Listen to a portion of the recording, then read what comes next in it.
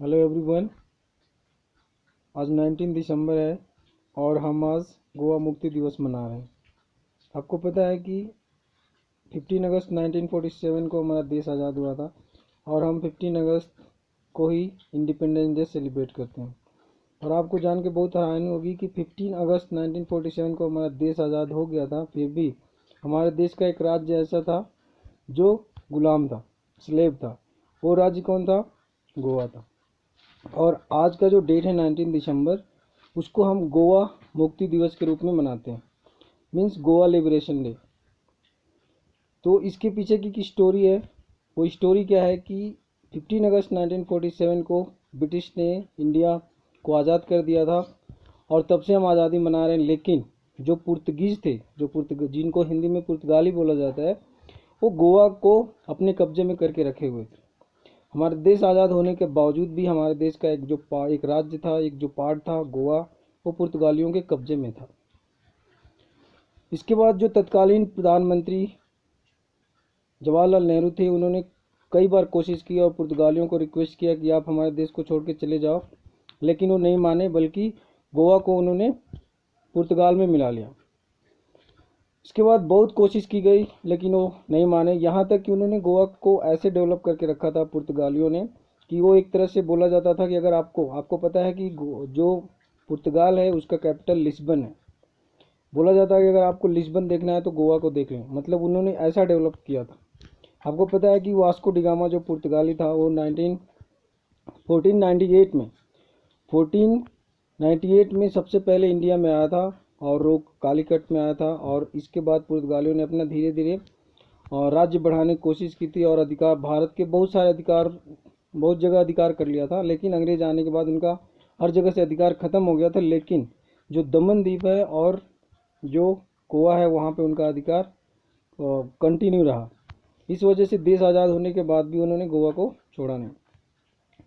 कई कोशिश करने के बावजूद जब वो नहीं माने तो फाइनली राम मनोहर लोहिया ने एक बार कोशिश किया और वो गोवा को आज़ाद कराने के लिए आंदोलन चलाने की कोशिश की, लेकिन उनको वहाँ के जो एडमिनिस्ट्रेशन थे उनको जेल में डाल दिया।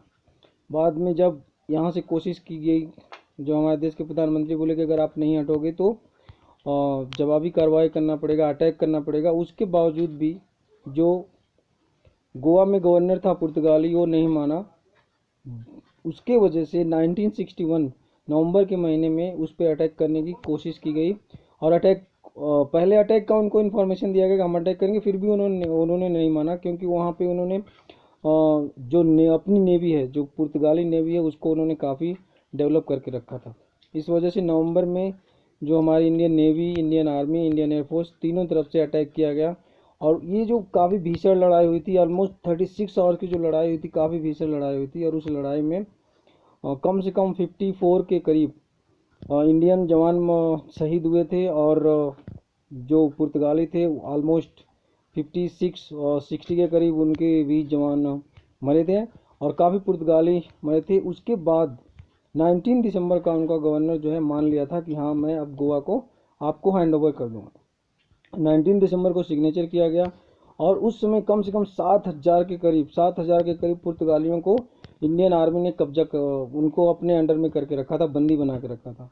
जब गोवा को आज़ाद कर दिया गया, पुर्तगालियों ने आज़ाद कर दिया, तब इन 7,000 सैनिकों को फिर से आज़ाद कर दिया गया। और इसके बाद 19 दिसंबर 1961 को एक घटना हुई थी जिसकी वजह से गोवा मुक्ति दिवस के रूप में मनाया जाता है और गोवा लिबरेशन डे के रूप में मनाया जाता है।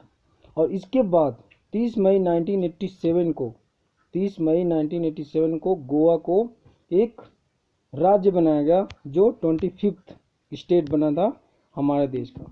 तो आई थिंक कि मेरे इस वीडियो से आपको ये इन्फॉर्मेशन मिला होगा कि हम गोवा मुक्ति दिवस क्यों मनाते हैं और हमारे देश में देश आज़ाद होने के बावजूद भी पुर्तगाली कितने सालों तक रहे और उस पुर्तगाल से गोवा को आज़ाद कराने के लिए हमारे सैनिकों ने कितना संघर्ष किया और इसके बाद गोवा राज्य कब बना।